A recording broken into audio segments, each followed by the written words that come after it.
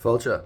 So I'm going to talk about the coming general election and why Ireland is ready to vote the mainstream parties out of power.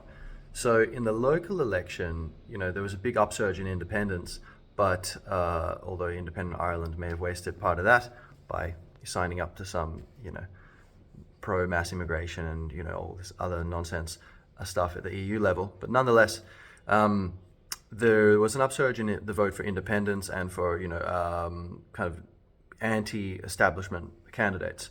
But it wasn't that big, and the establishment parties got off pretty well. Sinn Féin got, and Greens didn't do great. But it wasn't as much of a change as people hoped for. And so now it's been demoralizing some people. But basically, here's a few reasons why I think the local election is different to the general election. And so at the Dáil, in a few months, we are going to see a big change. And it's important that we believe it's possible, because otherwise you're going to you might not vote, or you might influence other people to think it's hopeless and not vote. Maybe you're complaining about it, but you're going to vote, but then someone listening to you gets demoralized and doesn't vote. So we need to be careful and say, we are doing this. This is what's happening. We are changing the government. And it's not a big deal. Look, these maniacs need to be voted out. That's what we're going to do. Easy peasy, right? So, and we just need to vote out a large enough number. We don't have to get rid of all of them, right? Just like a large enough number where the system can't function and we can stop, put a spanner in the works and just pause it. So why is it different? Well, people vote for local councillors like it's a plumber or, electrician.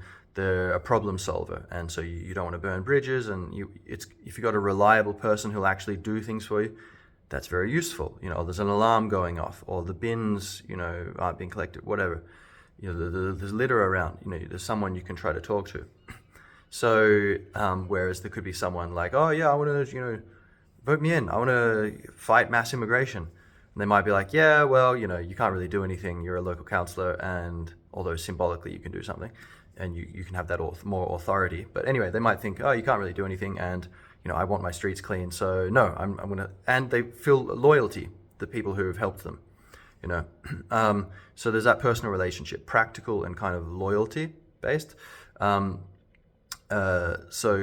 second thing, as I say, people think that it doesn't matter, local elections, and they're kind of right there, that the reforms, a while back, basically centralized all of the power in Ireland. So local government's a bit of a facade. It's just there to make it look like we've got more democracy than we really do.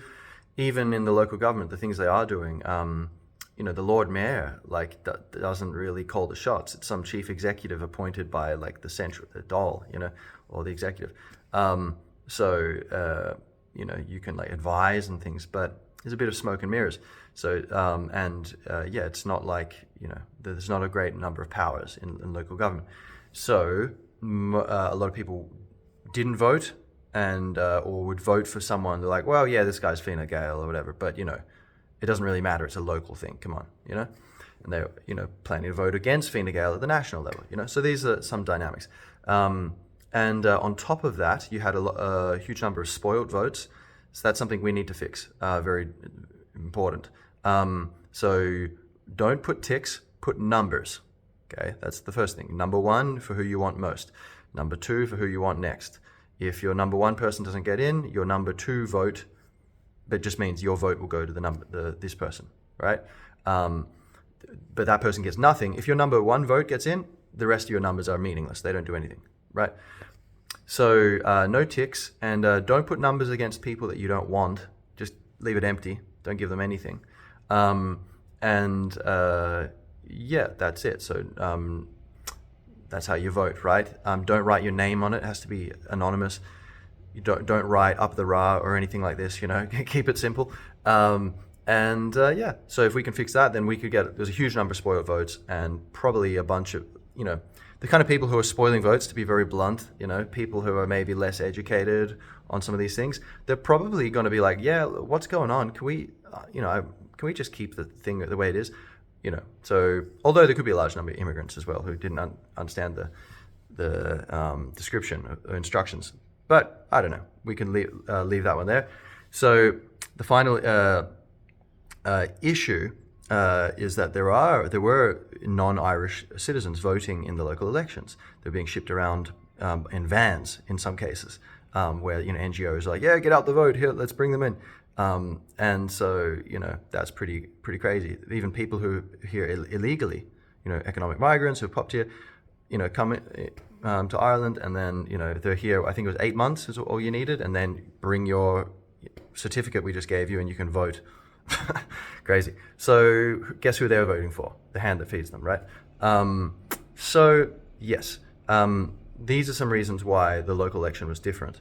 The national election is only Irish citizens voting, and British citizens, who I think are generally in a similar situation. Like, what's going on? Like, why are all these millions of people coming in from middle of nowhere? And like, yeah, genuine refugees, we should help. But maybe, was there another country on the way they could have gone to and legally were meant to go to? Why us?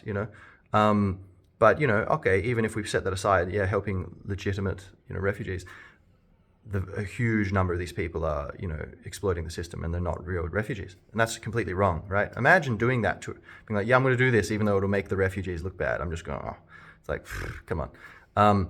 So it would just be Irish citizens and British citizens voting, and we really need to get the establishment parties out of power. So a big part of this is, don't lose hope, have faith, and then let that be the fuel to get you to go do things. So instead of just medicating yourself with chips and fried chicken, get out there and do something. Whether it's printing, go to my website gaelicawakening.ie and print, get the PDF, like what we want. There's like a bunch of policies there, 12 no's, 7 yeses. No to the hate speech bill, no to the WHO pandemic treaty, no to lockdowns, no to social credit scores and central banking digital currencies. All of these things, basically, there's so many red lines being crossed, or trying to be crossed. And so we really need to just stand up and just keep it simple. Just go, okay, no, you can't do that. No, we don't want that. We want this, right? And so you can go to the educate yourself. I've made it very simple there, so probably a lot of things you're already aware of, but I think there'll be other things you're like, oh yeah, no, you hit the nail on the head. That's it. And so you can print these if you want. It's in PDF format. It's nice and easy, and hand them out to people, or print out my URL and chop that up and put it in letterboxes, or whatever. Do your own thing. Make your own documents and hand them out, or just go talk to people, but do something, right? I'm doing what I can do here. We're all busy. We've all got other things going on, but it's important we try to make time every day or every few days just to do something, give something to the cause, So, Gora míle mágaibh, tá súlagam, go bhfuil sé úsáideach. Hope that's useful, and God bless.